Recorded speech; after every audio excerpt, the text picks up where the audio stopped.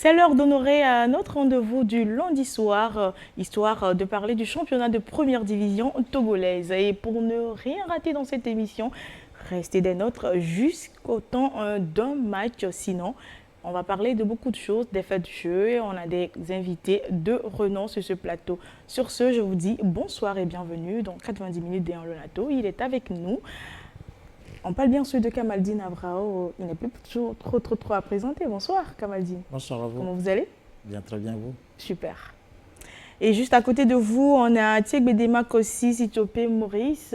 C'est le coach de Bolo Sudala qui est avec nous. Bonsoir. Bonsoir. Comment vous allez? Très bien. Ça peut aller? Ça peut aller. Super. Et Angelo Folikoué, bonsoir. Salut. Ah, bien sûr, ça fait plaisir. Toujours plaisir. Et par votre permission, bien sûr, on va y aller donc juste avant le sommaire. Difficile déplacement à Lomé pour AS Bina qui, battu par Entente sur un score de 2-1, concède sa première défaite de la saison.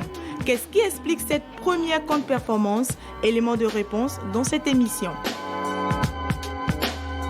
Également, Bolesou Daneho, leader avant cette 9e journée, s'incline lourdement lors de son déplacement à Sokodé face à Unisport, 0 but contre 3. Tiek-Bedema, coach des Requins Mâles, présent sur notre plateau du jour, nous livrera son ressenti. Et puis, nous nous intéresserons au champion en titre Asco de Kara qui renoue enfin avec la victoire après l'enchaînement de plusieurs matchs nuls. Avec la Lonato, passez de bons moments foot avec le championnat D1 Lonato. Lonato, acteur majeur du développement du football togolais. Les pensionnaires de la Déan Lonato étaient encore sur les pelouses ce week-end et l'AC Barracuda a réussi à ramener le point du nul à Lomé et c'était face à Espoir de Zion. Alors, l'AC Barracuda qui arrive à atteindre la barre des 3 points en 9 journées, sinon en 8 journées parce qu'ils ont un match nul, c'est un peu dur pour le club de l'AC Barracuda. C'est même très dur. Compliqué. Très compliqué avec Wadja qui est certes encore aux affaires. Je pense que d'abord c'est une bonne décision de le laisser toujours travailler avec ce groupe Oui. qu'il a tenté de façonner tant bien que mal. Les résultats s'enchaînent dans sa tête. Son objectif c'est de pouvoir faire des victoires et d'être pourquoi pas dans le top 5, Oui. histoire de rivaliser avec celles qui sont peut-être plus huppées en matière d'effectifs. Mais pour l'instant, c'est vraiment compliqué. C'est en cela, moi, je salue justement l'état d'esprit du monsieur qui arrive toujours à passer son discours. Mais peut-être le fait qu'on n'a pas encore de joueurs qui n'arrivent pas à trouver leur repère. Oui. Et ça, c'est important de le dire. Sur les 9 journées difficiles d'aller trouver une victoire de l'AC Barracuda. Oui. Mais étant sportif, bien sûr, le coach, il reste en tout cas focus. Hein. Ça va peut-être arriver, mais quand on attend de voir. On attend de voir quand est-ce que ça va arriver, mais est-ce que le discours vraiment passe? Sinon, si on parle de ces résultats, au vu du coach qu'on connaît, c'est quand même Wadja Lantam qui fait d'énormes progrès dans tout ce qu'il fait. Je pense qu'il est en train de trouver la bonne formule, je pense. Ce n'est pas évident non plus. Et aujourd'hui, ce match nul, je pense que ça sera un pas vers l'avant pour lui, par rapport à le groupe qu'il a en face de lui. Maintenant, comme on le dit, c'est un ancien. Il sait par où passer pour mobiliser ses poulains pour pouvoir faire avancer cette équipe, je pense. Oui. Vous êtes dans la D1 Lonato, ça fait longtemps et vous jouez forcément face toujours à un coach comme Wadja Lantam. Qu'est-ce que vous voyez en tout cas en lui pour l'instant?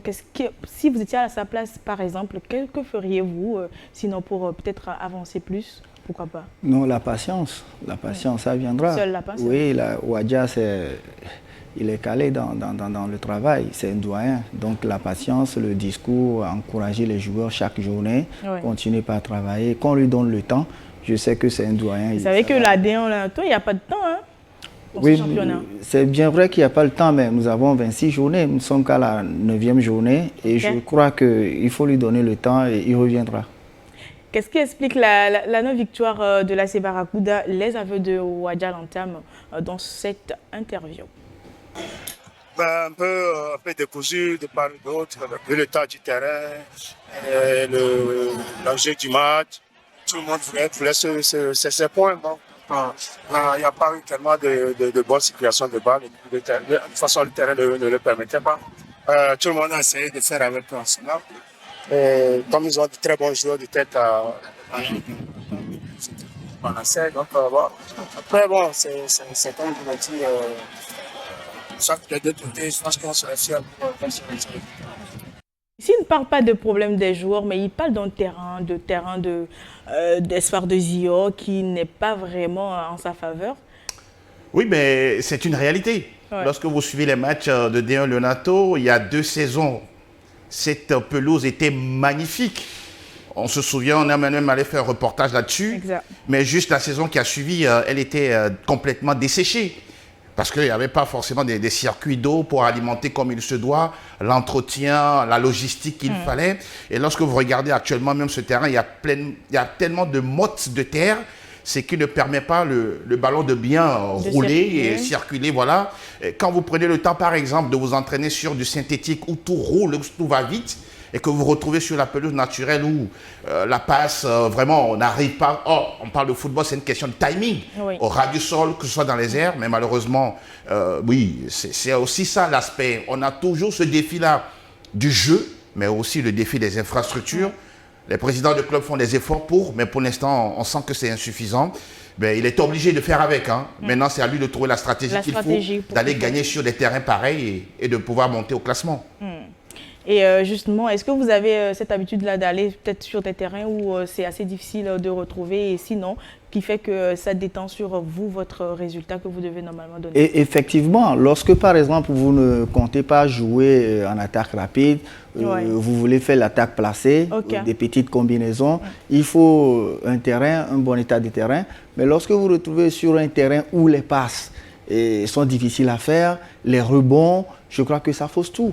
Alors que peut-être toute la semaine, c'était ce que vous avez fait. Il faut procéder par des petites passes, mais progresser. Il faudrait connaître peut-être l'état du terrain bien avant d'y aller. Ça dépend aussi du style de jeu de l'adversaire. Donc voilà, vous mettez tout en place. Mais quand vous arrivez et que vous avez cette contrainte-là, ça devient un peu compliqué. Donc ça peut justifier aussi ce que Wadji a dit. D'accord.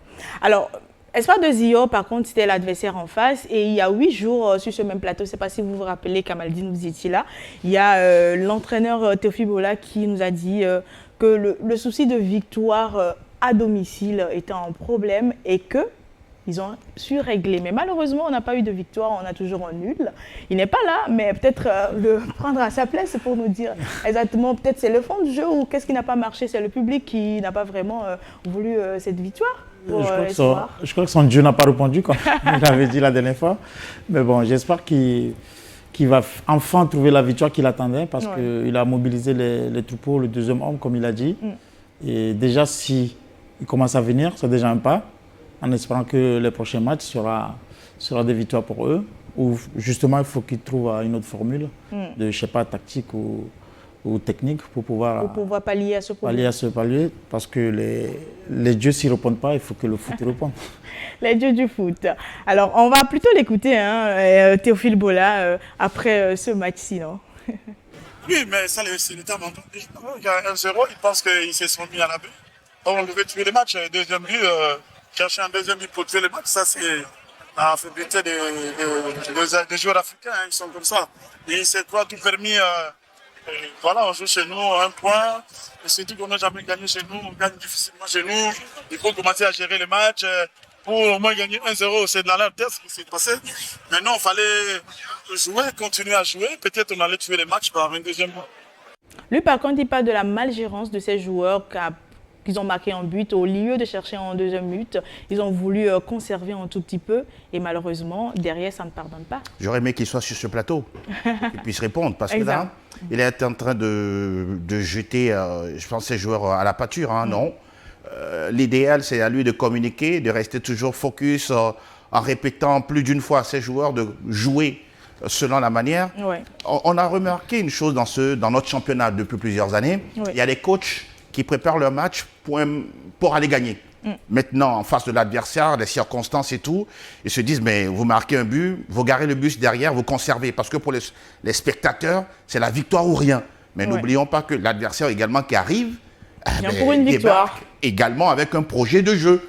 Et les circonstances, la déconcentration, ou soit peut-être il y a des joueurs qui provoquent justement les adversaires, histoire de leur faire sortir du match, prendre 2 cartons jaunes et puis sortir. Il y a tellement d'éléments qui, on pourra dire, concourent à ce que à la fin on n'ait pas le bon résultat. Mais quand on veut également trop gagner, il y a une pression qui n'est pas bien géré, et derrière, on se précipite sur les passes, sur les contrôles, sur les derniers gestes. Bon, il est déçu, mais il faut continuer. Coach Benjamin l'a dit tout à l'heure, il reste encore plusieurs journées de championnat. Mais l'idéal pour terminer, c'est de gagner à la maison pour aller faire des petits résultats à l'extérieur. Mais quand ça commence comme ça, quand on fait des matchs à domicile où on pouvait gagner, attention, on lâche des points en cours de route. Et l'interview, sinon, vous, quand il jette en tout cas un tout petit peu la faute aux joueurs, est-ce vraiment la bonne formule? Non, non pour moi, parce que c'est le coach. En fait, comme il disait à mon collègue, dans un match, il faut planifier tes joueurs. Quand tu arrives, tu n'as pas qu'une arme, tu as plusieurs armes. En fonction de la situation, tu jettes le message aux joueurs. On mène, il faut garder le score. Si c'est trop tôt, ça ne sert à rien. Donc il faut planifier en fait, le match. Le cours du match. Il ne faut pas juste venir pour venir gagner. Et comme il dit, quand ça ne prend pas, c'est la faute aux joueurs. Non. Les coachs, ils sont là pour guider les joueurs, pour leur dire attention, il reste encore du temps, jouons haut, jouons bas, bloc médian. Il y a plusieurs blocs à utiliser dans un match. Donc pour moi, il faut qu'ils revoient ce côté pour pouvoir gagner les matchs à domicile, comme je dis. Ce n'est pas un problème de Dieu, c'est plutôt un problème d'organisation, peut-être. D'accord. Et Espoir va défier Gomido la journée prochaine. Dans quelle atmosphère partiront-ils? On va encore écouter le coach. On est bon à l'extérieur, les Gomido. Ça pourra passer. Ils vont jouer sans pression. Ils vont jouer avec les supporters de loin, qui ne sont pas attiviés, qui sont aimables, qui accompagnent le club. Je n'ai jamais vu des supporters comme ça. Même les Arabes ne sont pas comme ça. Jamais vu des supporters comme ça, hostiles, très hostiles. Moi, je dirais très villageois, c'est-à-dire un supporter qui t'insulte même avant les matchs, quoi. Bon, je m'en fous. Moi, je les mets à dos. Moi, je m'en fous. Hein. Moi, je m'en fous. Il faut ce qu'ils veulent. Hein. Moi, je suis entraîneur de football. Je continue à entraîner. Et moi, je n'ai pas peur des supporters. C'est au contraire, c'est nos joueurs qui ont peur des supporters. Moi, ils peuvent crier. C'est un stade de moins de 2000 personnes. Hein. C'est les 5 personnes qui pourront se dégager de la masse pour attaquer. Moi, je m'en fous. Donc, c'est les joueurs qui ont la peur au ventre. Pas les coachs, en tout cas. Théophile parle d'un public hostile ou, entre guillemets, il traite d'un peu villageois. Alors, pour vous, est-ce que c'est un désamour entre Bola et les spectateurs, sinon? On ne va pas catégoriser le cas d'Espoir avec Bola. C'est partout dans le monde. Partout, là où on joue le football, il y a de ces supporters qui sont gentils, aimables, qui viennent même vous saluer à la fin du match. Prendre des Parce qu'avec Bola, à chaque journée, on a ce discours. Ce qui est vrai, pour ceux qui n'ont jamais été à Tchévier, ils peuvent se dire qu'il est en train d'exagérer. Il y a une ambiance qui ne dit pas son nom avant le match, quel que soit l'adversaire, pendant le match, dans les tribunes et après. Donc, il faut être tellement armé. Le coach, il est là, il peut en témoigner. Il faut être armé de tellement de patience, faire le sourd pour ne pas, en tout cas, tomber dans ce genre de... J'appelle ça provocation. Des provocations qui, ma foi, sont inutiles. Mais aussi, on est sur un plateau où à un moment donné, il faut arriver à éduquer les gens. Notre football n'a pas besoin de ça. Pour l'instant où nous luttons pour que notre football ait l'aspect professionnel, mais les supporters doivent être des supporters responsables. Oui, je suis d'accord qu'on ne soit pas d'avis par rapport au style de jeu, l'équipe qui ne marque pas, qui ne gagne pas.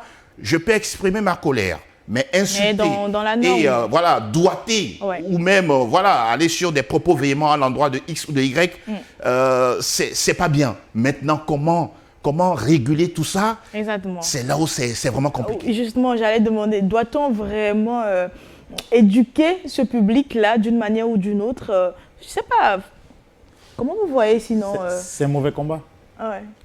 C'est un mauvais combat parce que le public, on ne peut pas le compter. Mais là, le message qu'il fait passer, c'est une guerre qui va jamais s'arrêter. C'est plus révoltant. Pour moi, il prend sur lui, il fait son travail. Oui. Quoi qu'il en fasse, ils vont parler. Quoi qu'il va dire, ils vont parler. Les supporters, ils sont là pour ça. C'est ça qui les anime. Oui. Aujourd'hui, à nous, les acteurs, de savoir prendre sur nous et gérer nos émotions, ça, c'est côté émotionnel. Il faut qu'il prenne sur lui et qu'il travaille avec son groupe. D'accord. Les supporters, ils vont arriver plus tard. Dès qu'il y a la victoire, ils seront là tout seuls. J'espère que Bola nous écoute et qu'il va prendre en compte vos petits conseils, Sidan. Il y a également Barracuda qui va jouer Doumbé pour la prochaine journée. On va écouter l'entame. On ressent Doumbé. Après, on va aller à Para, je pense. On prend match par match, on essaie de les préparer. Doumbé, peut-être pour lancer votre saison. Bah, écoutez, rien n'est facile, rien n'est donné d'avance. Et il faut toujours préparer ce match et être concentré sur tout. On se demande si avec Doumbé pour la prochaine journée, ils vont essayer d'avoir leur première victoire, mais ils restent assez optimistes ou pessimistes, je ne sais pas trop. Dans ce genre de situation, vous ferez pareil? Bon, en fait, il n'y a plus de petits clubs. Hein. Oui. Le championnat est tellement dur. Vous allez voir un club en bas du tableau, mais vous dites que peut-être ça ne joue pas, mais ça joue. Il y a beaucoup de contraintes. Donc là, je crois qu'il faut être prudent.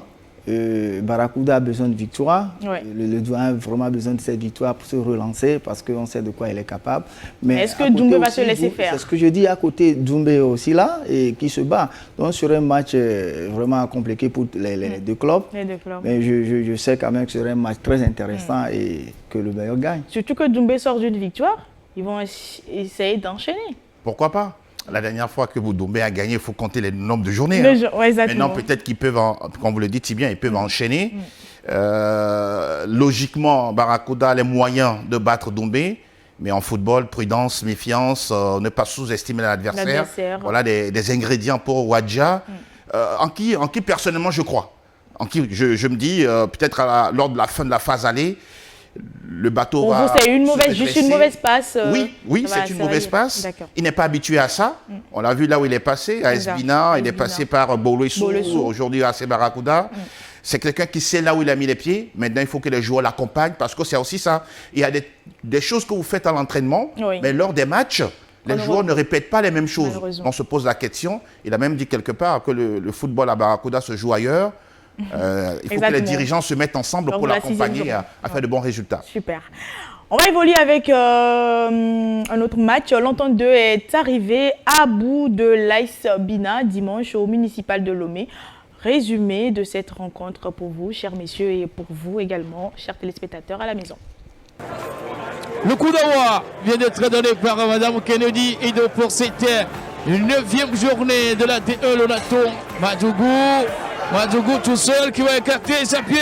La combinaison de la surpasse pour aller chercher. Ah oui, Madougou qui a choisi de composer avec son coéquipier, le défenseur qui a pris un boubou, en tout cas, et le portier qui part en voyage. Kakpo Junior avec l'appel, bien servi dans la profondeur, le centre à retrait. En tout cas, tout est parti un peu comme lors des précédentes actions, mais là, il prend l'avance sur la défense, il a le choix, la lucidité de voir son coéquipier et le reste c'est le plat du pied. Il n'est pas sorti ce ballon, Soumé qui a de l'espace, Soumé encore sous ce centre à retrait de la suppose pour Ramon. Agléwano en lutte avec le défenseur de l'Esbina. Agléwano qui remet ce ballon pour Soumé. Au lieu de continuer l'action, il a attendu la réaction de l'arbitre, une réaction qui n'a pas eu lieu, et puis l'aisance du joueur pour attendre le bon moment. Ici, le duel, c'est vrai qu'il y a contact, mais on est dans un jeu de contact. Il faut continuer, mais ils ont attendu que l'arbitre siffle quelque chose. Et finalement, il a tout le temps. Thibaut Akate qui mesure dans la position pour retrouver Yassayo. La remise tout de suite de la surface avec la défense de l'Espina qui se dégage. On a passé en profondeur de Nukafo Victor pour retrouver le contact bien sûr. Maglewe Kawele. Très belle action. Et on en reste là, en fait. La victoire retrouvée par les jaunes et bleus. Alors Kamaldine, qu'avez-vous analysé sur les différents buts pour les deux clubs? On voit le rideau défensif de l'Asbina qui est toujours en retard sur les buts. Et ce côté défensif, on en voit beaucoup dans les buts encaissés lors des matchs sur tous les week-ends. Je crois que c'est un problème, on ne va pas dire général, mais qu'on voit souvent. Il faut que les coachs arrivent à travailler sur ce point. On voit beaucoup de buts passer par l'axe défensif, chose qui est vraiment pas bien. Je préfère voir les combinaisons passer sur les côtés et voir les finitions devant le but, mais percer une défense en place qui est toujours en retard, c'est un problème, je crois, collectif. Et que j'espère que les coachs vont remettre les choses en ordre pour qu'on puisse avoir moins de buts et avoir plus de qualité. Moins de buts, plus de qualité, sinon. Mais quand on prend par exemple d'abord le club de l'AS Bina, pour vous, c'était quoi les déficiences? Sinon, c'était malheureusement une victoire à avoir pour enchaîner les victoires. Harry Biao nous a habitués à faire de très bons déplacements, que ce soit dans la capitale ou à l'intérieur du pays. Repartir soit avec une victoire, au pire des cas un match nul. Mais là, c'est la toute première défaite de la saison pour l'AS Bina. Ça veut dire qu'il y a beaucoup de travail qui a été déjà fait en amont avec un plan de jeu. Il a déjà dit, c'est lui qui était à l'origine justement de l'arrivée de beaucoup de joueurs. Le staff, lui-même, il a composé, tout comme les dirigeants également qui accompagnent sa politique. Mais je ne sais pas si, par exemple, le fait également de voyager. Exactement, j'allais en venir. Est-ce la fatigue? Est-ce l'adversaire où il y a un mélange? Ce que nous maîtrisons souvent dans notre championnat, c'est que vous prenez un club, par exemple, qui est allé jouer à Cara et qui finit le match à 17h, 17h30. Le même soir, le club quitte la ville pour rentrer à Lomé. Vous imaginez? Mais les joueurs n'ont pas récupéré. Ils n'ont pas récupéré. Pas du tout. Non, pas du tout. Et des fois même, on programme les matchs sur mercredi. Ça veut dire qu'ils enchaînent, pas de temps de récupération. Même pas 112 heures. C'est une possibilité. Je ne dis pas que c'est forcément la raison principale, mais bon, ça devrait également arriver une fois une défaite pour piquer un peu les joueurs de la Bina, pour se remettre un peu la tête à l'endroit. D'accord. Et la réaction de l'entente 2, parce que c'est l'AS Bina qui a marqué le premier but et après, derrière, ça n'a pas su conserver. Il y a eu 2 buts de l'entente 2 derrière. Ça veut dire que l'adversaire était là pour avoir cette victoire. Et effectivement, vous savez, il faut dire que la journée précédente, l'entente 2 a été surpris par Unisport. Exact. 3-2. Donc il faut être dans la réaction. Donc la réaction de l'entente 2, je crois que c'est logique. Bon, c'est bien vrai, les deux équipes jouent. On a suivi le match de par le passé. C'était quand même le match du haut du tableau. Du haut du tableau, mais il faut dire que, compte tenu de la journée précédente, je crois que l'entente 2 a réagi comme il faut. Mais est-ce que c'était un match satisfaisant pour le haut du tableau réellement, dans le fond du jeu, de ce qu'ils nous ont proposé des deux adversaires? Moi, justement, quand je parlais des buts, parce que c'est les clubs qui sont au haut du tableau. Donc on devait avoir moins de déchets normalement pour ce genre d'équipes qui sont là-haut. Ça devait être des équipes confirmées, on va dire, en quelque sorte, parce qu'il ne faut pas oublier que le championnat s'enchaîne et ils ont su quand même maintenir un rythme qui leur fait passer premier ou deuxième. Donc moi, avoir des buts comme ça, si demain je les retrouve en 15e place ou 12e place, ça ne serait pas étonné. Ouais, je pense. Ça veut dire que ça rejoint un tout petit peu Bola la dernière fois qu'il nous disait que les clubs qui sont en haut du tableau pour l'instant sont des lièvres qui courent tous doucement et que malheureusement ils peuvent rechuter à n'importe quel moment. Rien n'est encore joué. J'ai dit c'est 26 journées et puis quand vous allez voir l'écart entre les équipes, du premier jusqu'à 5e, 6e c'est très serré. C'est très serré, donc rien n'est encore joué. ASCO OTR, ASCO de Cara s'en sort face à l'AS OTR avec le même scénario comme le match précédent de l'entente 2, un hold-up parfait. Le but de Seonou Edem dès la 6e minute malheureusement ne suffira pas pour l'AS OTR pour s'octroyer les 3 points, Angelo.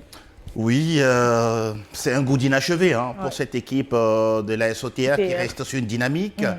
On avait déjà évoqué le cas de voir un certain Oklo arriver. Qui n'a pas préparé justement l'avant-saison avec ce club. Mais petit à petit, on se rend compte que sa méthode de travail est en train de payer.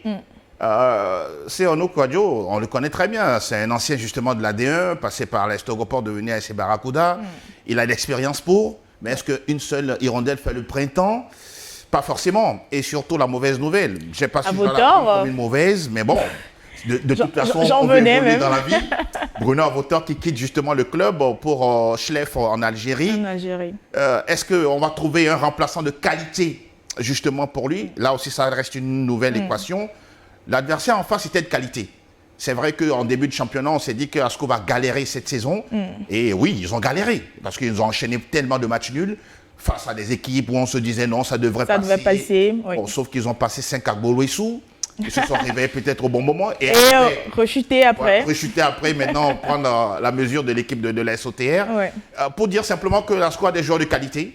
Oui, des joueurs de qualité qui ont l'habitude, sur les 2 dernières saisons, de jouer des phases préparatives, phases qualificatives, bien sûr, de la Coupe, de la Champions League et autres. Et puis, on se dit, tiens, bon, ce sont des joueurs également qui viennent en sélection. Donc, mine de rien, ils ont plus de matchs dans les jambes, ils ont plus de vécu. Exactement. Et ça peut les aider. Le match peut être fermé n'importe quand, mais à un moment donné, ils vont trouver la clé. Ils vont trouver la clé pour ouvrir le coffre. Petite astuce. Voilà, c'est ce qu'ils ont fait. Mais vivement que ça continue. Mais sinon, ils vont avoir des difficultés cette saison. Alors, une victoire qui est méritée ou non. On va écouter Amédou nous en parler. La victoire, bien sûr, de ASCO de Kara.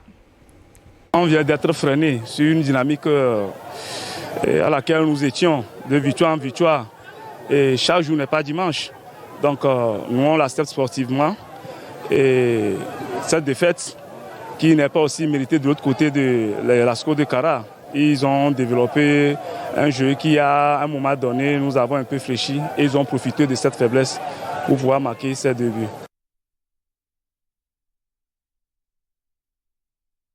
Pour Amédou, c'est une victoire qui n'est pas méritée pour ASCO, puisque ASCO a su profiter des faiblesses de l'adversaire, bien sûr, de son club. Est-ce qu'on dira ça? C'est le but d'un match. Voilà. C'est le but d'un match, c'est de jouer sur le point faible de l'adversaire. De l'adversaire. Et pouvoir avoir les 3 points. Et sur un championnat marathon comme ça, c'est ce qu'il faut. Donc ils ont bien joué leur coup. Il ne s'agit pas d'avoir le bon jeu, mais d'avoir les 3 points. Et pouvoir enchaîner. Donc c'est une équipe qui monte en puissance, comme on l'a dit, même s'ils ont mal débuté. Ouais. Là aujourd'hui, ils arrivent à enchaîner des victoires, à trouver des repères. Ouais. C'est ce qu'il faut juste saisir chaque occasion et avoir le maximum de points possible. Il a parlé aussi de la dynamique qui était cassée. Ça veut dire que si la dynamique est cassée, réellement, vous ne vous retrouvez pas complètement dans le jeu. Effectivement, parce qu'il faut de la cohérence dans tout ce qu'on fait. Dès qu'il y a un manque de dynamisme, rien ne peut marcher. Et en face, c'était ASCO de Kara. On va écouter aussi Lambert Amani qui fait l'analyse de son propre match juste après la rencontre. C'est la logique du jeu. Je pense que quand vous respectez le football et que vous faites les efforts pour, il n'y a pas de raison. Ce match a été une attaque-défense devant une équipe qui est venue, comme beaucoup d'équipes qui viennent jouer contre l'ASCO. Ils ne cherchent pas à gagner, ils cherchent le nul. Et puis avec des comportements, c'est nauséabond. Que les gens viennent au stade, voient des équipes qui se couchent, qui perdent le temps. Le foot n'a pas besoin de ça. Et logiquement, l'équipe qui a le plus joué au foot, qui a eu le plus d'occasions, a été récompensée. Donc voilà, ce qui est arrivé, c'est la logique du jeu. On a respecté le jeu et le plus logiquement du monde, on a gagné 2-1. Les équipes qui viennent jouer en face d'ASCO viennent juste pour un nul. Sinon, c'est pas vraiment... ils ne se donnent pas à fond. Je suis partagé. Okay. Il y a des équipes qui arrivent face à ASCO très, très motivées et ils veulent en découdre. Et on a eu des cas, on se rappelle la saison dernière, Doumbé a eu le scalp d'ASCO justement. Et voilà, d'autres équipes également ont au moins essayé d'avoir un match nul, à défaut de ne pas prendre une valise. Bon, Gbolwessou en a pris 5. Bon, ça reste... c'est pas un événement. Quand même, ils ont pris 5. Ils ont pris 5. Voilà. Donc, je comprends Yao Amani, mais aussi, il y a quelque chose qu'on ne dit pas assez. Le football, c'est un jeu. Et la plupart des présidents de clubs, malheureusement, prennent ce football-là trop à cœur. Je m'explique. Un coach qui arrive, qui débute la saison avec un club et qui fait 5 matchs, et vous imaginez, sur les 5 matchs, il fait 3 défaites, 2 matchs nuls. Ouais. À la 6e journée, sur un coup de tête, le président dit non, vous êtes nuls, vous ne connaissez pas de votre boulot, je vous renvoie. Je vous renvoie, ouais. Ça ne se passe pas comme ça. Il y a des moments où, à chaque match, vous allez gagner, et gagner avec la manière, et ça fait la joie et du président et des supporters. Mais il y a des moments aussi, si vous perdez lourdement, mais ça ne veut pas dire que la prochaine journée, vous n'allez pas gagner. Vous n'allez pas vous relever. Non, mais au Togo, dans notre championnat, on a l'impression que le football, c'est la guerre, entre guillemets. Oui. Je sais ce que je dis.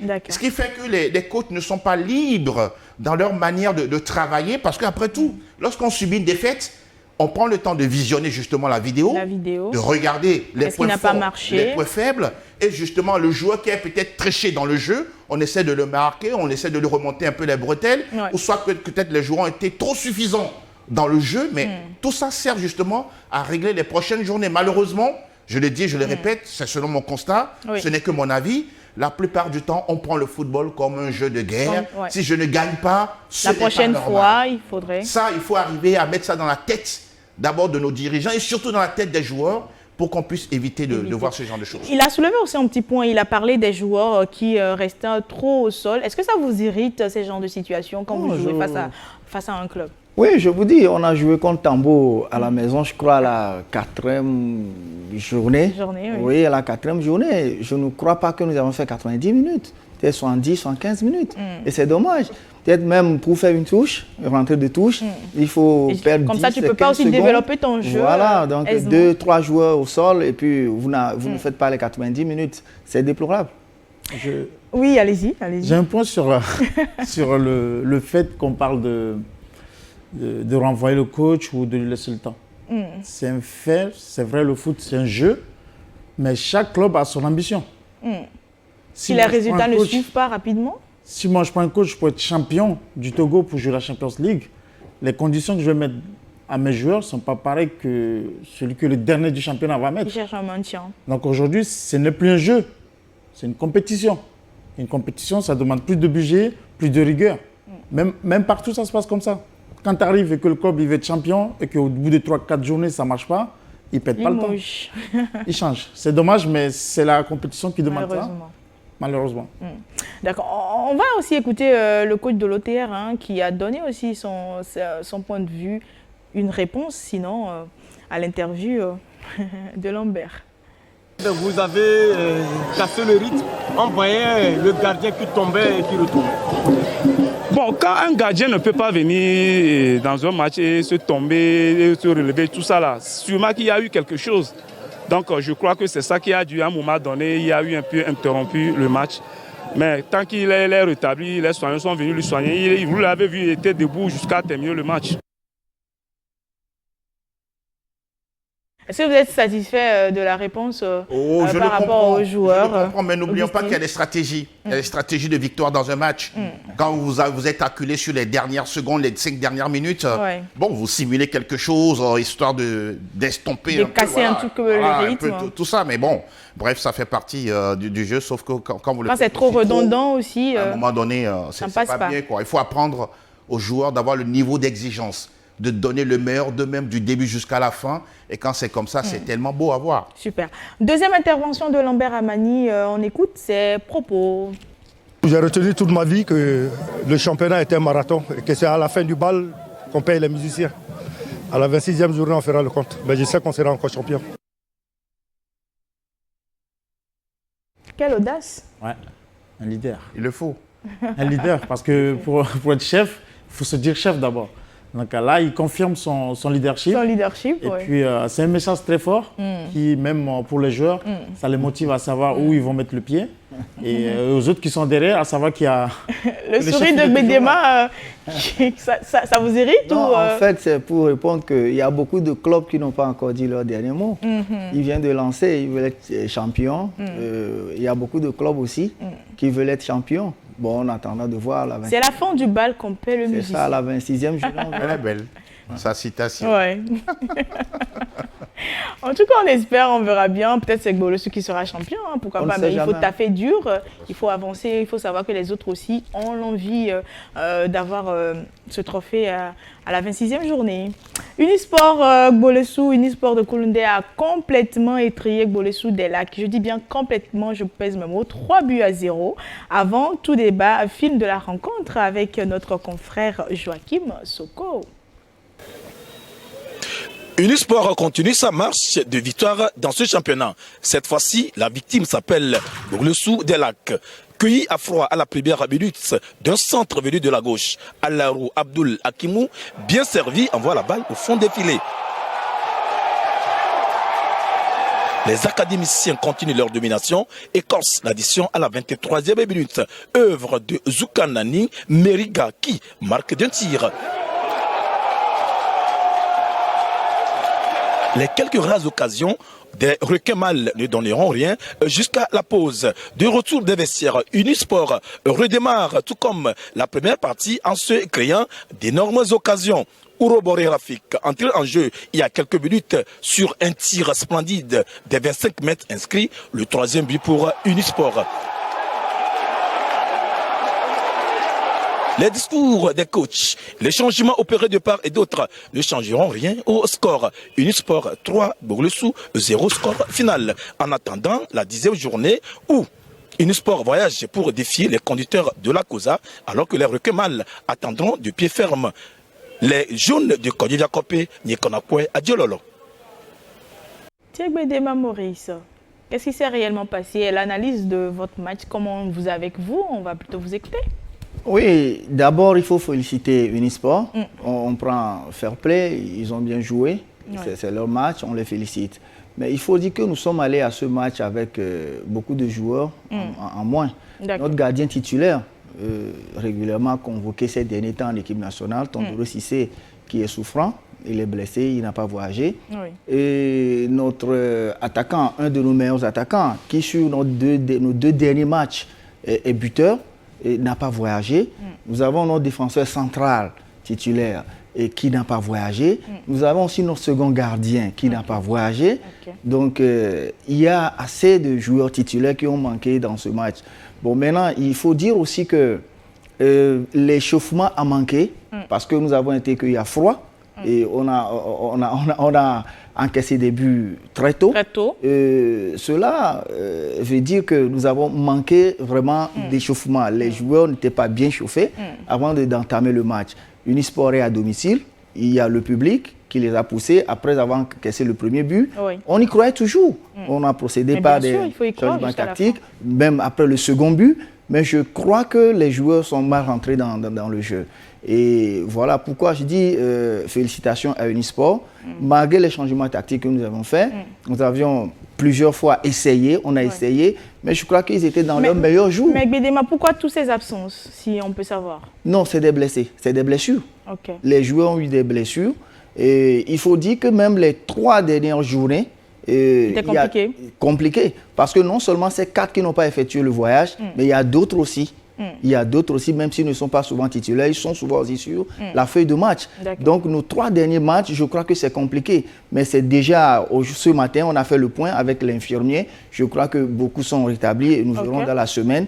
Ils vont reprendre les séances d'entraînement et on verra ce que ça va donner les prochaines jours. La question que j'allais poser à Angelo, il a juste donné une petite réponse. J'allais demander, déjà la 9e journée, on a un problème. On a l'impression qu'il a joué avec l'équipe B face à Unisport déjà à la 9e journée. Ça veut dire que ça sera compliqué pour Bourg-le-Sou des Lacs. Sans être dans le secret des dieux, on pourra peut-être dire que l'effectif n'est pas équilibré. C'est-à-dire que les 11 entrants titulaires n'ont pas la même valeur par rapport à ceux qui sont sur le banc. Et quand vous n'avez pas autant de temps de jeu par rapport à ceux qui sont souvent présents dans le 11 de départ, voilà quoi, c'est pas la même valeur, ce n'est pas le même engagement, la même détermination à aller faire le travail, même si oui, le coach va donner son discours, motiver, galvaniser et tout. Mais il y a certains joueurs, comme Nadim peut le témoigner, hein, quand vous sortez du banc, on veut vous mettre le maillot pour jouer, votre cœur bat la chamade, hein, parce que vous voyez déjà ce qui se passe sur le terrain. On va vous dire maintenant d'aller sauver peut-être l'équipe. Ah ben, attention, vous vous dites, mais est-ce que c'est moi le sauveur? Point d'interrogation. Mais là, bon, c'est un match à vite oublier, c'est ce qui est intéressant, mais en même temps, apprendre des leçons justement de ce match-là, pour terminer en disant, on ne sait pas combien de temps les blessés vont faire pour revenir rapidement mais il a dit au temps de jeu. Voilà. Que ça va aller, hein, c'est ça, non? Oui, je voudrais dire que nous ne mettons pas la défaite sur le dos forcément des blessés, parce que nous avons un effectif de 23-25 joueurs. Bon, maintenant, ça a contribué, parce que quand vous êtes coach, quand vous avez une équipe, il y a certains joueurs clés. Vous avez travaillé peut-être avec ces joueurs-là. Voilà, sur lesquels vous basez certains trucs, qui vous comprennent bien, et puis la cohésion, sur les 11 sur le terrain. Bon, voilà, d'un jour à l'autre, quand certains manquent sur le terrain, ça peut fausser cette cohésion-là. Maintenant, ce n'est pas à cause de ça que nous avons eu la défaite, mais ça a contribué. Alors, ce que vous êtes en train de dire maintenant, c'est votre analyse après quelques jours. Maintenant, on a eu votre analyse juste après la rencontre. On va bien sûr écouter pour voir s'il y a similitude ou sinon. On va voir. C'est le championnat. Il y a du travail. Même si on gagne, il y a du travail. Ce n'est pas parce qu'on a une défaite qu'il n'y a pas du travail. Qu'on gagne ou qu'on perde, il y a du travail à faire. Le championnat est long, tout est possible. Dans presque tous les championnats du monde, c'est possible. Donc nous le prenons aujourd'hui la défaite fair play. On félicite Unisport, ils ont bien joué. Nous n'avons pas été ridiculisés, mais ils ont eu la chance, la finition, ils ont marqué. Félicitations à Unisport, mais le championnat continue. 24 heures seulement et puis on voit que c'est comparatif à tout ce qu'il a dit sinon. Et vous, qu'est-ce que vous pourrez dire par rapport à ce jeu-là sinon? Le fond de jeu réellement de cette équipe par rapport à ces buts qu'ils ont encaissés, les 3 buts malheureusement? Non, moi je crois que 3-0 c'est mérité quand on voit les buts qu'ils ont marqués. Oui. C'est des buts qui sont travaillés. Décalage sur le côté, centre et tu vois l'excentré qui arrive en pleine foulée pour marquer. Ça c'est des choses qui sont travaillés, c'est pas des choses... Et de plus, c'est avec 3 différents buteurs, hein, ça veut dire qu'il y a du travail, il y a de quoi vraiment pouvoir évoluer. Il y a une cohésion d'équipe, ça se voit dans les buts, il y a une détermination, que les joueurs ils étaient là pour gagner. Ouais. Les frappes de loin, c'est des risques que les attaquants prennent. Donc aujourd'hui, félicitations à eux, c'est un bon match. Et le coach aussi, il a vu, comme on le dit, je crois que c'est un problème que j'avais soulevé à la dernière fois. Le problème qu'il a aujourd'hui d'effectifs, toutes les équipes, ils vont l'avoir. Ils vont les avoir parce que c'est un marathon. Parce qu'il y a un manque de récupération. Manque de récupération. Et aussi, il faut savoir que dans les 23 joueurs, il y a peut-être 11 joueurs qui ont le niveau. Donc, le reste, c'est du jonglage. Dedans, il y a des équipes qui vont finir à jouer avec l'équipe C. Hein. Je ne vous le souhaite pas. C'est rare de voir un coach féliciter son alter ego dans notre championnat, lorsqu'on va aux interviews. Voilà quoi, j'apprécie beaucoup son état d'esprit, il est là, moi je veux le lui dire. Au-delà, c'est une équipe d'Unisport également qu'on ne connaît pas assez. Parce que Urobori Taorawe, il a souvent l'habitude de porter le costume de sapeur-pompier. C'est un très bon coach, sauf qu'on ne lui donne pas le temps ni les moyens de faire le travail. Aujourd'hui, c'est un seul monsieur qui est à la tête... je dis président, qui sort les sous pour Unisport. Pourtant, il y a des autres cadres qui sont là, mais qui ne participent pas. Il a eu également lui-même à aller chercher ces jours-là pour former cette équipe.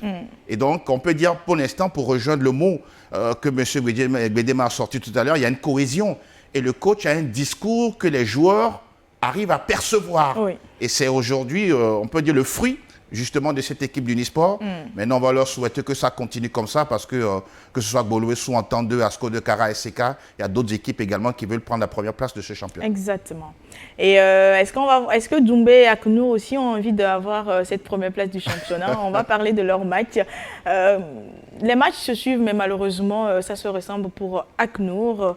Les académiciens du Rocher Bleu ont de nouveau courbé l'échigne, 2 buts contre 3 devant Doumbé de Mango. Alors, est-ce qu'on va parler d'une défaite de trop pour Aknour? Parce que jusqu'à présent, c'est vrai, on connaît leur jeu, leur état d'esprit. Tout le monde est aussi optimiste par rapport à ce club-là. Mais est-ce que c'est pas encore plus, c'est pas de trop? Déjà 5 défaites d'affilée. De trop, oui. Mais le message positif, c'est qu'ils arrivent toujours à marquer à chaque match.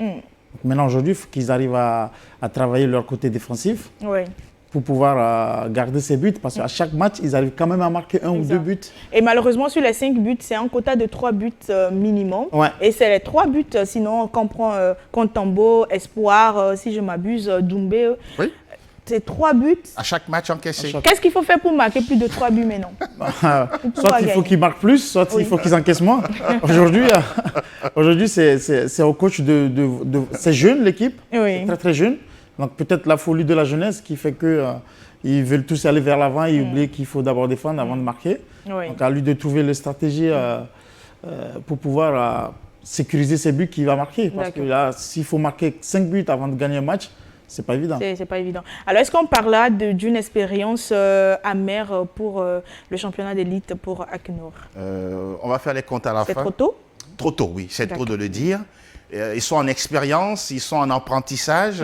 J'ai mal pour eux parce qu'en début du championnat, on se disait l'équipe va faire bonne sensation, arriver à damer. Surtout quand on voit un jeu assez plaisant avec eux. Toujours plaisant, balle au sol, en deux, trois touches de balle. Vous comprenez qu'il y a du travail qui se fait à l'entraînement et qu'on transpose sur les matchs de première division. Sauf que je me pose la question, est-ce que ça n'aurait pas été mieux de pouvoir équilibrer avec quelques vieux briscards du championnat? C'est trop jeune, pas d'expérience. Il y a de la tendresse. C'est une équipe sympathique. Mais quand on joue ce genre de championnat, il n'y a pas de pitié. C'est assez rude. Il n'y a pas de pitié. Tout le monde vient pour avoir les 3 points et à la fin, bon, si on est champion, c'est bon. Si on n'est pas champion, au moins on se dit on a au moins respecté nos statuts. Vous l'avez dit tout à l'heure, sur les 5 derniers matchs, ACNO a toujours pris 3 buts. C'est-à-dire que la défense, franchement, est en carton. Et l'attaque aussi, à un moment donné, on arrive à les... Il titube un tout petit peu. Oui, ça titube et puis on arrive à les maîtriser. Donc, ils ne marquent pas plus que 3 buts. Et ça donne beaucoup plus de travail au staff technique. On va écouter le coach agréé, le premier responsable de cette équipe, pour voir son avis à lui. Vous avez vu le match du début jusqu'à la fin. Ma première mi-temps, on a eu la possession de balle et on a dominé. On était dans le camp adverse jusqu'à la fin. C'était 2 occasions, 2 erreurs. On a fait 2 erreurs, on encaisse 2 buts en première mi-temps. On pouvait marquer plus. Mais bon, l'efficacité devant le but, la chance n'était pas de notre côté. En deuxième mi-temps, on a su remotiver les jeunes. On est revenu, on a repris encore le jeu à notre compte. Et on a marqué 2 buts. Donc je peux dire qu'en deuxième mi-temps, on a gagné 2-1, mais ce n'était pas suffisant. Donc la chance n'était pas de notre côté, je le dis encore une fois. Des erreurs qui paient cash, TBD. Oui, ça paie cash. Vous voyez, cette équipe d'ACNO, depuis FSA, on les connaît. C'est des jeunes qui se connaissent depuis le bas âge. Ils ont travaillé ensemble, la D3, la D2, la D1. Bon, maintenant, quand vous voyez l'équipe jouer, c'est une équipe qui joue du football, le beau football. Ça joue bien, sauf qu'en D1, il faut les points. Et comme l'aurait dit quelqu'un, bon, si vous jouez mal, mais que vous avez les 3 points, c'est mieux. Parce que là, il faut chercher des points. Sinon, le beau football est là. Mais je crois que jusqu'à la fin de la phase aller, et à la reprise, beaucoup de choses peuvent changer. Attention pour les matchs retour avec ACNO. On va y aller, on va écouter Traoré aussi, le coach de Doumbé de Mango. Je suis content parce que la victoire, tout le monde cherche 3 points. Nous, on a trouvé 3 points, je dis c'est bien, merci. Travailler jouer avec les académies. Ils sont même vifs, même à manière tu vas prendre les enfants, là, c'est problème. Mais j'ai calculé à Knur. On a joué première partie, je sais que la Knur avec les joueurs j'ai mis au banc. Les gens, tout le monde me connaît très bien à propos de notre jeu. C'est déjà parti, nous on joue. Le calcul c'est très important, mais il a fait une deuxième réaction par rapport à un autre sujet. On va l'écouter. On a beaucoup de problèmes chez nous. Ça ne va pas. Notre président est démissionné. Et aujourd'hui, si on peut, je vais prier très bien. On va appeler beaucoup d'autorités de Mango. Ils vont venir pour soutenir notre équipe. Sinon, ça ne va pas. Un cri de désespoir pour Doumbé. Est-ce que ça peut le faire? Déjà la 9e journée où c'est tellement difficile, ça fait la 2e fois qu'il lance un cri de telle sorte de voir les ressortissants de Mango au moins mettre la main à la pâte. Et malheureusement le président aussi, Tidjani, qui a déserté les lieux, c'est très difficile. C'est très difficile, on le voit, il est au bout là. Il mène un combat tout seul et c'est pas évident. Il faut mener ça, c'est même pas sportif. On parle même pas sportif. Donc c'est extra sportif. Donc il a 2 combats à mener tout seul. C'est pas évident. Faut qu'il arrive à conserver les joueurs dans l'état d'esprit du championnat et en même temps savoir dehors comment gérer la situation. C'est pas évident pour lui. J'espère que les autorités vont l'écouter et lui donner un coup de main pour qu'il puisse au moins finir sa mission. On l'espère. Alors, les autres résultats de cette 9e journée, le derby de Cloto entre l'AS Tambo et Gomido FC n'a pas connu de vainqueur. Les 2 équipes se neutralisent, 0 but partout. Et on retrouve aussi l'Étoile filante qui sort du piège de l'ASK, même après les 2 buts encaissés, ils arrivent, les Shooting Stars reviennent au score et gagnent finalement par 3 buts à 1 le gain de match. Et finalement, l'Étoile filante qui revient aussi de la D2, mais qui qui est en dents de scie, un coup ça va, un coup ça ne va pas, c'est assez compliqué. C'est les réalités de la première division. On se rappelle, leur première victoire, c'était lors de la première journée. Et donc, après, c'était la traversée du désert. Ouais. Ben Tété a fait le travail qu'il pouvait faire en attendant de continuer, malheureusement. Bon, l'aventure s'est arrêtée. On a pris Sévérin Kpapokoumi, qui est resté sur 5 matchs, 3 défaites, 2 matchs nuls.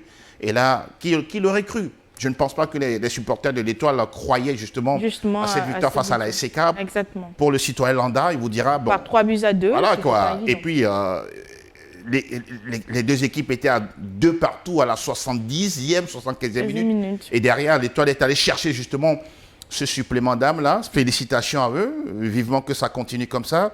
Oui, on dit souvent les points sont tellement chers dans ce championnat. Tellement. Et c'est un ouf de soulagement pour Villa Filanti. Ok, je vois Bédéma sourire. J'imagine l'état d'Antel. Alors, ça donne un classement Unisport qui prend la tête de ce classement avec 18 points plus 7 même points pour l'entente 2. Juste la différence du goal d'average à 18 points plus 5. On retrouve l'AS Bolesou, même avec la défaite, avec 16 points, pardon, moins 3. À la 6e place, Asco, avec un match en moins. La CK qui suit à la 7e place avec 12 points plus 3. À la 11e place, Gomido avec 9 points moins 2. Et la 13e et la 14e place, respectivement, le CDF Aknour, 5 points moins 9. Et le AC Barracuda, 3 points moins 5 avec un point en moins. Ce classement, est-ce que c'est logique pour l'instant?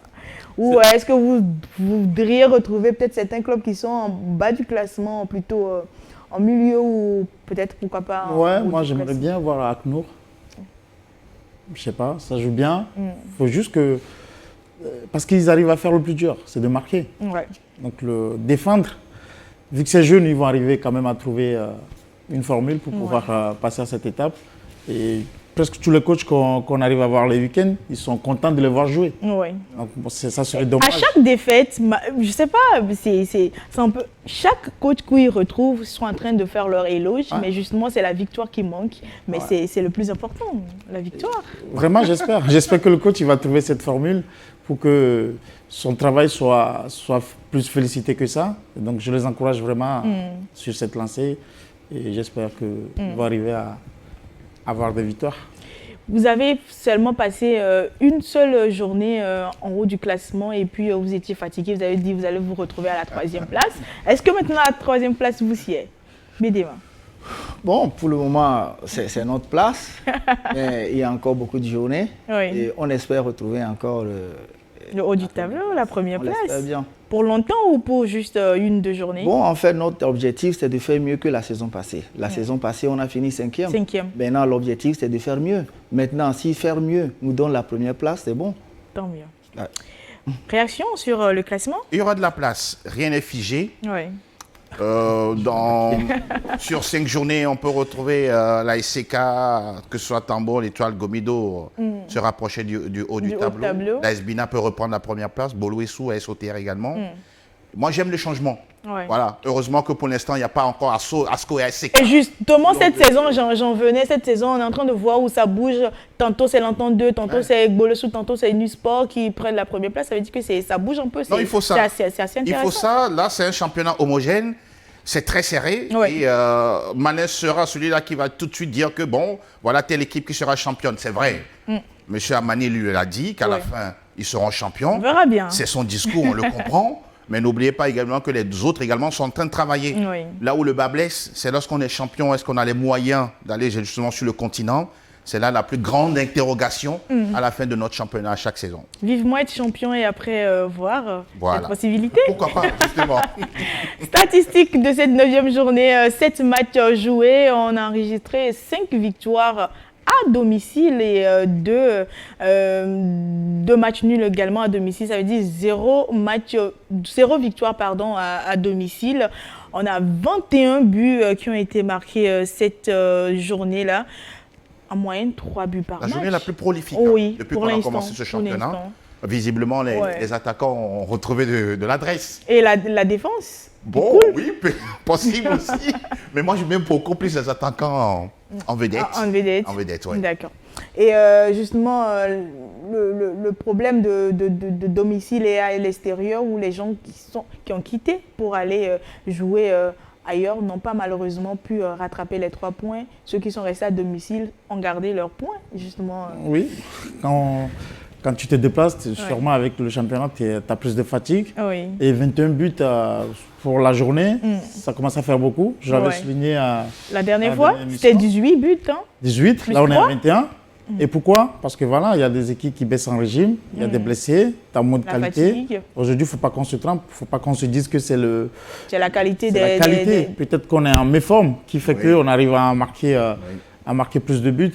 J'espère qu'on va s'arrêter à 21 buts. Pas plus? J'en venais à cette question. Est-ce que vous ne voulez pas plus de buts que ça? Si vous seul pouvez marquer peut-être 7 buts dans une rencontre, mais ça ferait du bien. Pourquoi pas? Et puis pour le bien du public également qui vient voir le match. Il y avait un 1-0 entre... pas pour venir voir un 0-0. Hein. Exactement. Ils préfèrent regarder des matchs à 1-0 et pour commenter le but durant tout le week-end.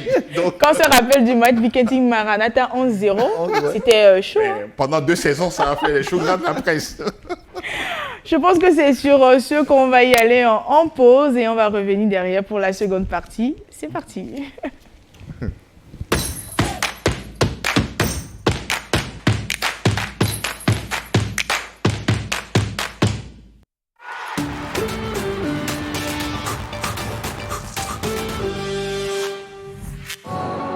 Au fin fond du classement, dos au mur, il est difficile de rester positif. Mais avec du courage, tu peux sortir du désespoir. Tout est possible. Ce match à 6 points dans la course au maintien, c'est dimanche sur New World Sport 1.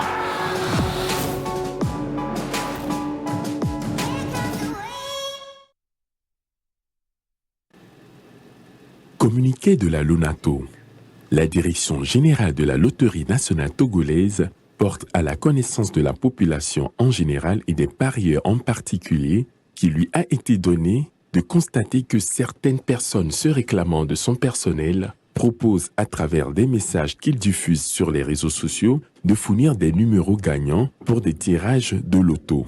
Dans leur mode opératoire, pour tromper la vigilance des parieurs, ces personnes n'hésitent pas à afficher des tickets gagnants falsifiés, des numéros de téléphone et des supposées pièces d'identité des organisateurs. Ces agissements constituent de la pure arnaque. La Loterie nationale togolaise informe les parieurs et la population qu'elle ne propose pas et n'a jamais eu à proposer de numéros gagnants à l'endroit des parieurs. Le choix des numéros sur lesquels prendre les paris reste personnel aux parieurs. La LONATO décline toute responsabilité devant ces faits qui sont de la pure et simple escroquerie. À cet effet, la LONATO invite les parieurs et la population à une plus grande vigilance pour ne pas tomber dans le piège des arnaqueurs. Les recherches sont en cours pour identifier les auteurs de ces actes qui seront soumis à la rigueur de la loi. La Direction générale.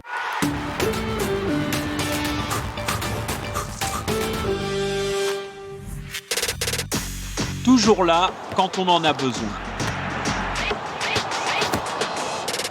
Un vrai défi pour les attaques. Leipzig a les meilleurs tacleurs qui seront confrontés aux meilleurs sprinteurs. Aucun ballon ne sera donné. Alors, qui fera sauter le verrou? La réponse, c'est dimanche sur New World Sport 1.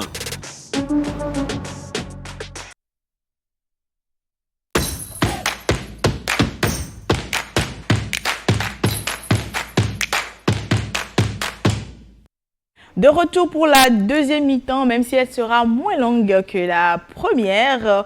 On va y aller donc avec la rubrique fait de la journée.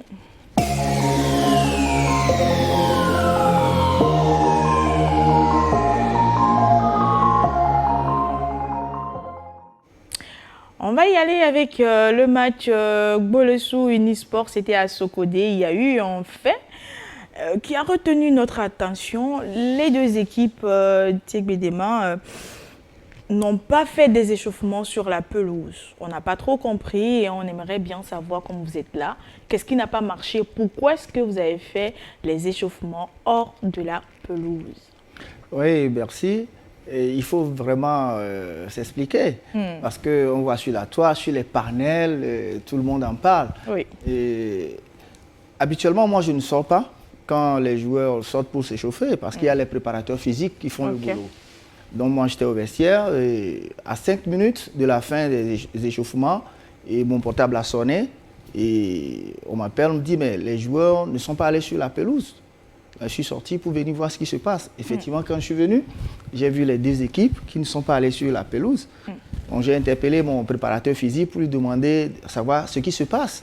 Donc là, on m'explique que à l'arrivée, ils ont fait déjà 5 minutes. Ils ont voulu placer les coupelles, les plots sur le terrain.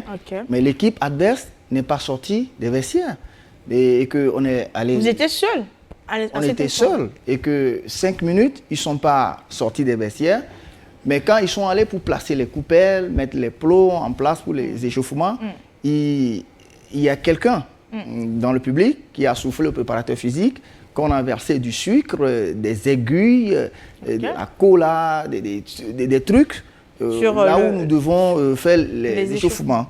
Donc le préparateur physique est allé sur le terrain, effectivement, il a sillonné un peu partout et il a ramassé ces choses-là. Il les a vues effectivement attachées et sur le terrain un peu partout. Là, il a été effrayé, il a dit c'est pas possible. La vie des joueurs serait peut-être en danger. Et donc, il leur a dit de ne pas rentrer sur le terrain, de s'échauffer à côté et d'attendre voir si l'équipe adverse viendra aller sur le terrain. Mais après quelques moments, l'équipe adverse est venue et a refusé aussi d'aller sur la pelouse. Donc, c'est ce qu'il m'a dit à 5 minutes de la fin des échauffements. On était en 5 minutes. J'ai dit, non, est-ce que... Comment ils se sont échauffés pour entamer le match? Il m'a dit, bon, l'essentiel est fait. Je l'ai cru. Bon, voilà ce qui s'est passé. Angelo, les faits sont relatés. Que pensez-vous de ces faits? Ça me désole. Ça me désole énormément. Pour le championnat d'élite? Oui, parce qu'on n'a pas besoin de ça. Peut-être pour certains, c'est ce genre de choses, les gris-gris et tout ce que vous voulez qui jouent et qui font gagner. Non. Si c'était le cas, il y a certains pays, on ne va pas citer des noms ici, qui seront plus d'une fois champions du monde.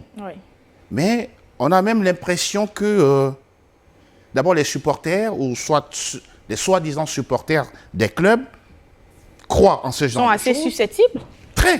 Très susceptibles. On vous dit non, ne passez pas par tel portail, en arrivant, faites ceci.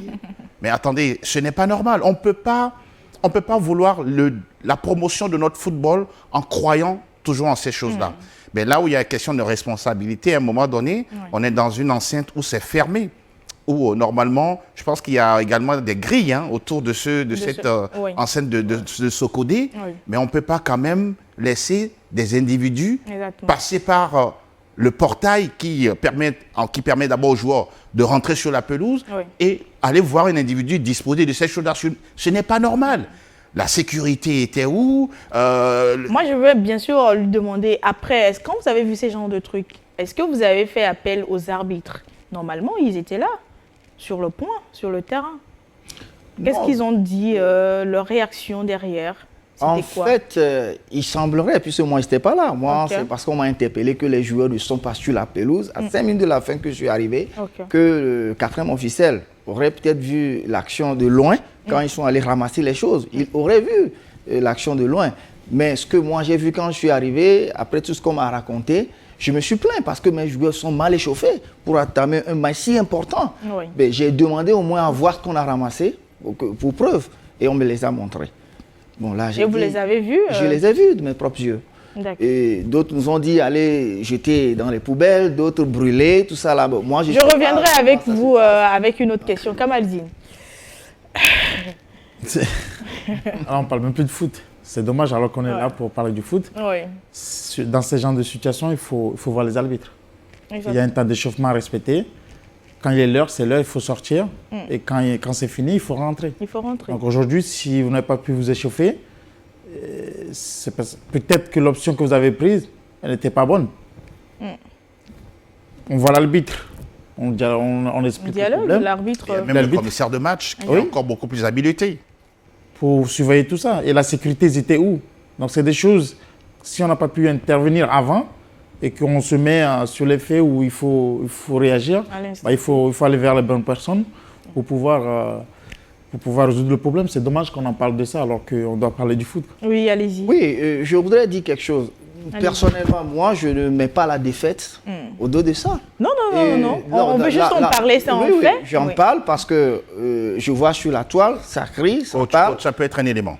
Ça peut être un élément, mais moi, je ne mets pas forcément. Et l'élément aussi, ça peut être que c'est parce que vous êtes mal échauffé. Oui, justement, c'est cet aspect technique-là que je veux évoquer. Oui. Parce que pour moi, nous avons commencé le match.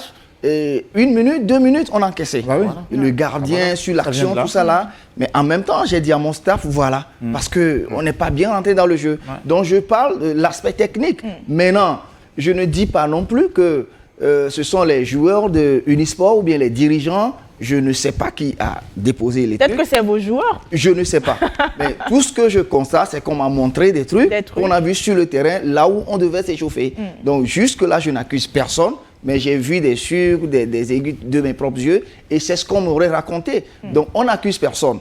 Et non plus, on ne dit pas que c'est ça qui a fait qu'on a perdu le match, mais c'est un élément aussi qui peut perturber, impacter. Aussi, un petit aspect aussi, vous avez commencé, déjà les 2-3 premières minutes, vous avez joué 10 contre 11. Le 11e joueur était où?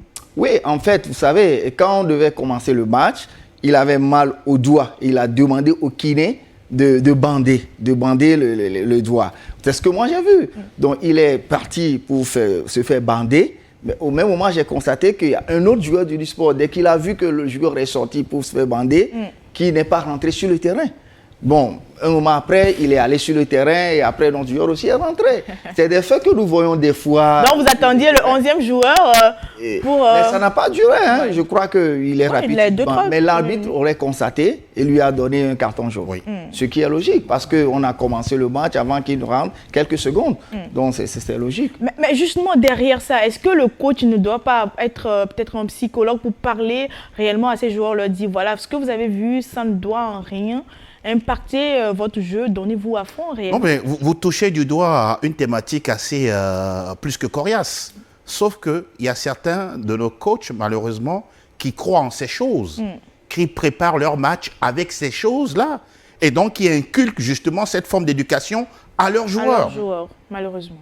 Personnellement, je ne le ferai jamais. Non, j'ai dit, mais même si tu me proposes, je ne le ferai jamais. Parce que pour moi, le football, c'est une question de science. Soit tu le connais, soit tu ne le connais pas. Soit tu sais jouer, soit tu ne sais pas jouer. Les éléments extra et tout ce que vous voulez, oui, ça existe. La métaphysique, oui, ça existe. Mais pour moi, ça ne fait pas gagner. Malheureusement, dans notre championnat, depuis des années, les joueurs ont cru ou même croient, dur comme fer, comme quoi, oui, on me fait un juju, que j'ai soit au poignet, bon, on ne permet plus aux joueurs d'avoir des trucs au poignet, ou soit au niveau des reins, dans ma chaussure, dans mon bag.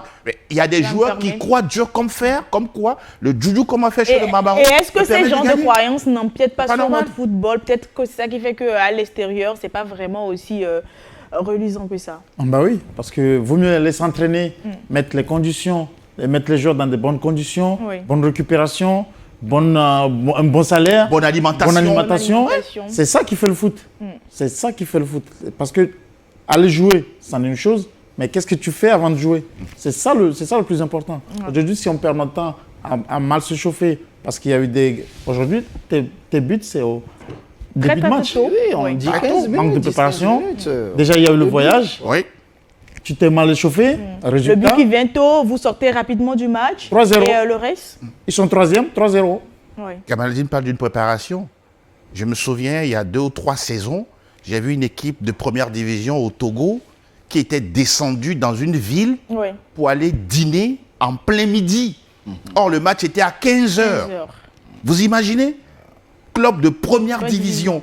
Mais attendez, quand vous prenez les clubs de l'Afrique du Nord, avant l'entraînement, ce que vous mangez, il est là, bien inscrit au menu.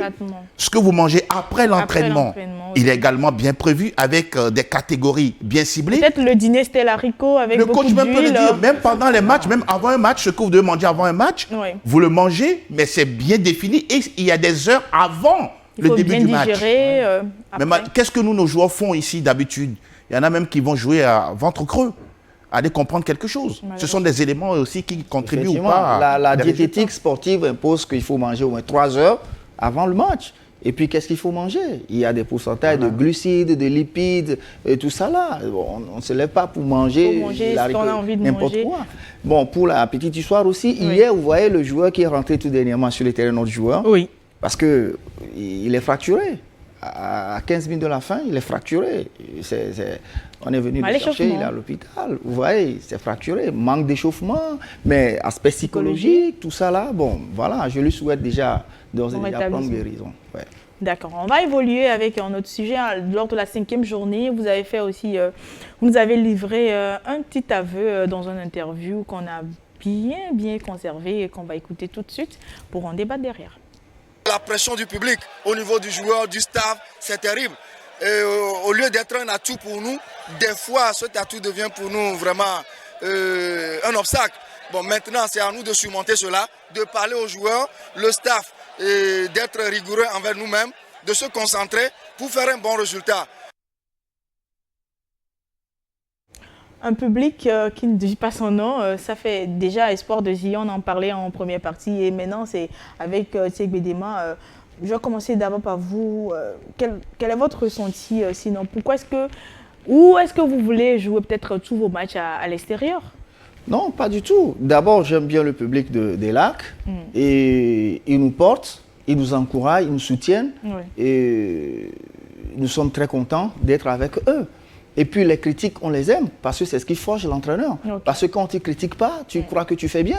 Mais c'est des défis.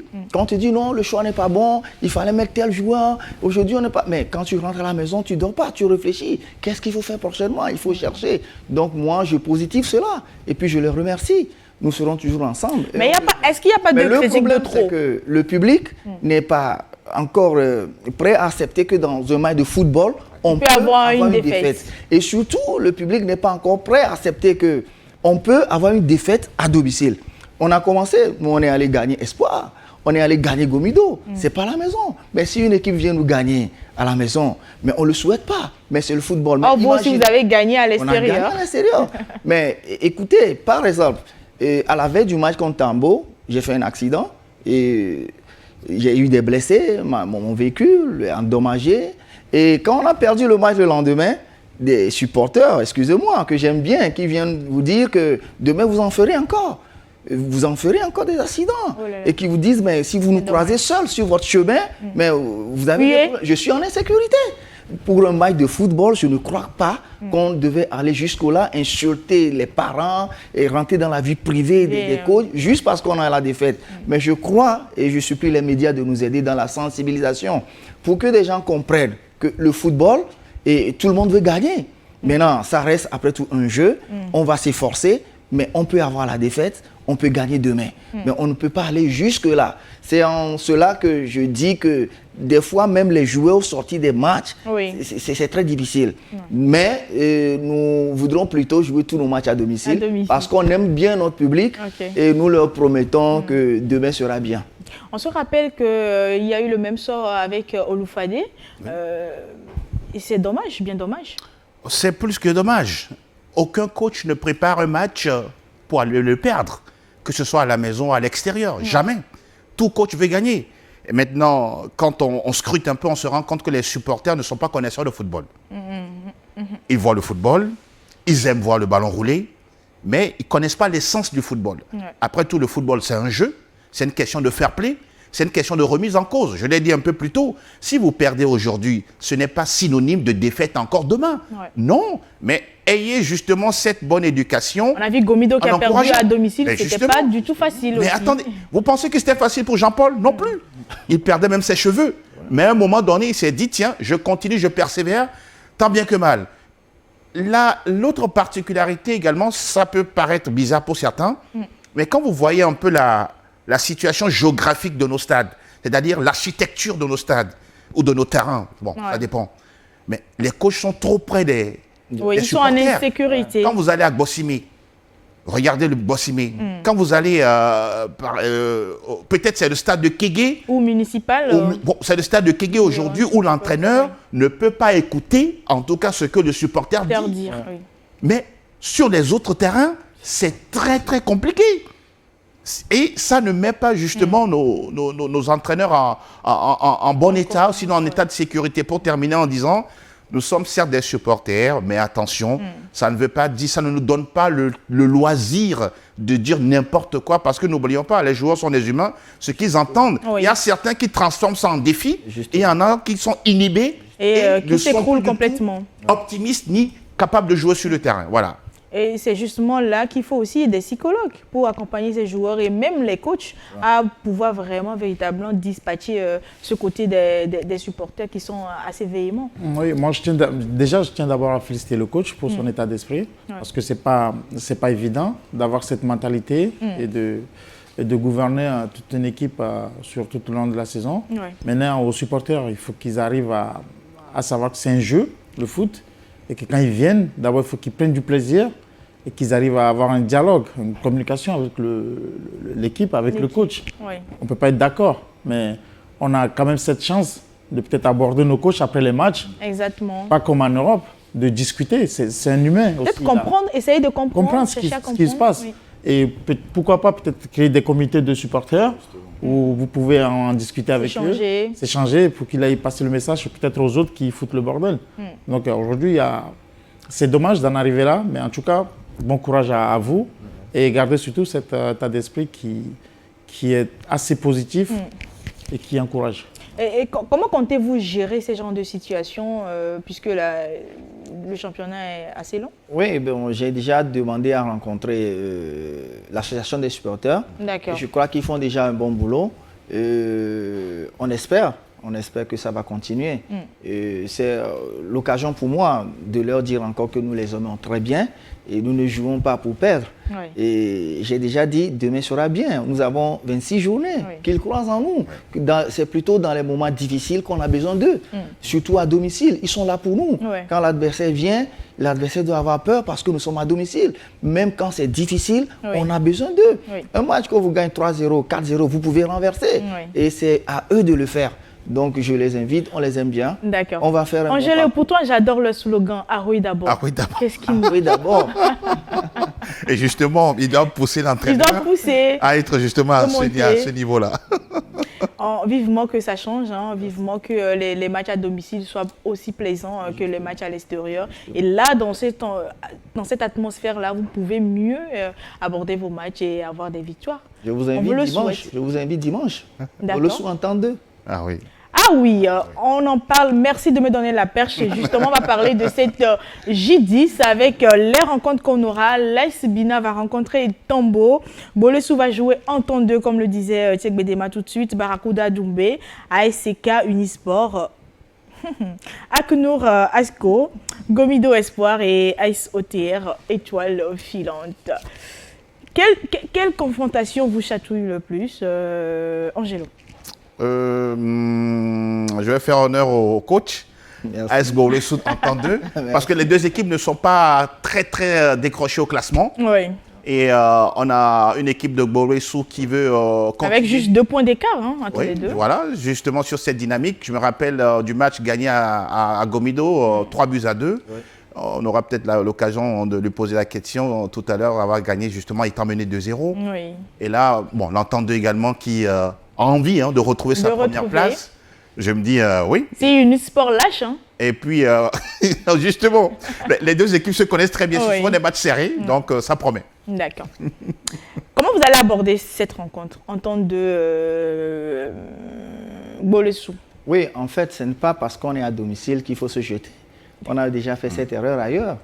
Ou non, on sait ce les que conséquences corrigent mieux. On sait ce que ça a donné. Même en étant en domicile, il faut être très prudent. Parce qu'en temps de joue, nous on veut faire du beau football, du plaisir à tout le monde. Mais je sais qu'au terme, Bolesou va gagner. Et ce serait très plaisant. Et on invite tout le monde. Bola nous a dit ça la dernière fois. Il nous a fait le même discours. Que peu importe, ils vont gagner. Et j'espère que vous allez tenir votre discours et gagner cette rencontre. Oui, il le faut. Et tout ce qu'il faut dans la semaine, il faut le faire. D'accord. Motiver les joueurs, mettre toutes les chances de notre côté. Et nous espérons que ce serait très beau, le jeu, le football, il y aura du plaisir. Mais au terme, Ahoué va gagner. D'accord. Akuno Rasco, ça vous tente? Ouais, j'aimerais bien. Sauf que je ne pourrais pas être là. Ouais. Je serai peut-être de côté d'Anejo. Merci. Vous vous ralliez tous alors? Ouais, parce que je serai plus proche dimanche de ce côté. D'accord. Je passerai faire un tour. Mais Akuno, j'irai voir. Vous allez vous départager? J'irai voir peut-être les prochaines journées. Pas ce dimanche, mais les matchs à venir. Pourquoi pas. Et Assoter, étoile filante. Derby de la capitale? Oui, le derby. Un gros derby. Je ne sais pas comment cette équipe de la SOTR va évoluer justement sans son buteur providentiel qui est parti. Et donc, on va sûrement voir une nouvelle configuration de la SOTR. Oui, de l'équipe justement face à l'étoile filante. Je me dis, c'est un match très souvent sur les 2-3 dernières saisons. Oh ben non, qu'est-ce que je dis? Parce que l'étoile filante n'était pas en première division. Voilà. Ça a failli me jouer un petit tour. Mais je me dis, la SOTR, oui, a encore les moyens. Mais l'étoile filante, pourquoi pas, avec cette victoire face à la SCK, peut se dire, on est capable de battre n'importe quelle équipe. Mais attention, le suspense pour moi reste entier dans ce match. Et Bédéma, qu'est-ce que vous voudrez?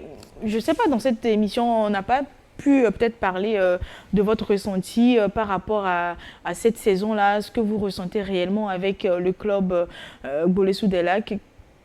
Quel est votre ressenti et après, qu'est-ce que vous voudriez vraiment qu'on vous souhaite pour la suite? En fait, je suis très content d'être à Bolesou. D'accord. Et ce que je souhaite, c'est de pouvoir arriver à atteindre l'objectif qui m'a été assigné. C'est de faire mieux que la saison dernière. Donc tout ce que je voudrais qu'on me souhaite, c'est de faire mieux. Au moins les 3 premiers? Les 3 premiers, pourquoi pas. Donc c'est tout ce que je veux. Maintenant, on est bien, c'est toute une famille. Oui. Je suis devenu natif. Donc voilà, super. Tout se passe bien. Super, super. Je vous ai vu un tout petit peu sourire, je ne sais pas trop pourquoi. Moi, il ne veut pas de champion. Faire mieux que la saison dernière veut dire que de la première à la 4e. De la première à la 3e place. Maintenant, s'il s'avérait que vous êtes champion, vous le prenez. Mais d'office, ce n'est pas le plein point. Non, pas forcément. Donc il a un adversaire en moins. Voilà. Parce que lui veut être champion. Non, il n'a pas un adversaire en moins. En fait, quand on dit de faire mieux, je dis c'est de la première à la 4e place. Cela veut dire que la première place... Ou bien vous voulez être un peu passible pour essayer de brouiller les pistes pour ne pas vraiment dire en même temps que vous voulez être champion? Nous sommes en train de prendre match par match. Pour le moment, on est 3e. Mais d'ici la 26e journée, on verra si on peut aller en 2e ou à la première place. Mais on est content pour le moment parce que nous sommes dans notre objectif. Mais on espère faire mieux que la 3e place quand même. Ce qui est sûr, à ce que vous attend de pied ferme. On l'attend aussi. Vous l'attendez aussi. D'accord, super. Alors, je pense que c'est tout pour cette émission de ce soir. Angelo, ça a été un plaisir. Merci beaucoup, ça a été un plaisir aussi. Thierry Bédéma, on espère vous retrouver très prochainement. Ce serait avec plaisir. Et il faut gagner. Merci. C'est promis. Venir le voir. Kamaldine. Ouais. Ça fait 3 semaines que vous êtes avec nous. Les téléspectateurs vous ont tout le temps réclamé. Vous êtes toujours là. Ça a été un plaisir. On espère aussi vous retrouver très prochainement. Le plaisir est partagé. Merci beaucoup. Super. Merci à vous, très chers téléspectateurs. On se retrouve lundi prochain. D'ici là, portez-vous bien et prenez soin de vous. C'est très important. On est dans le mois de l'amour. Je vous souhaite beaucoup d'amour.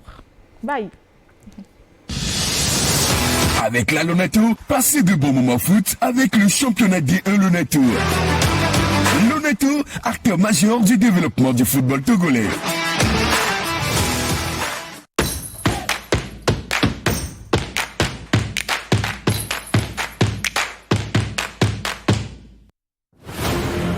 Au rendez-vous des athlètes fair-play s'invitent déception, passion, émotions diverses. Profitez bien sûr à cette combinaison. Oh là là! Couronne des rois et des reines guéris, la technique, la tactique, l'endurance. dictent leurs lois. Il n'est pas d'enjeu pour aller chercher le face-à-face. Nouvelle saison au relent d'une relance éprouvée. Le gabarit n'est pas toujours ami de la chance. Bien Lonato saison 2024-2025, c'est sur New World TV.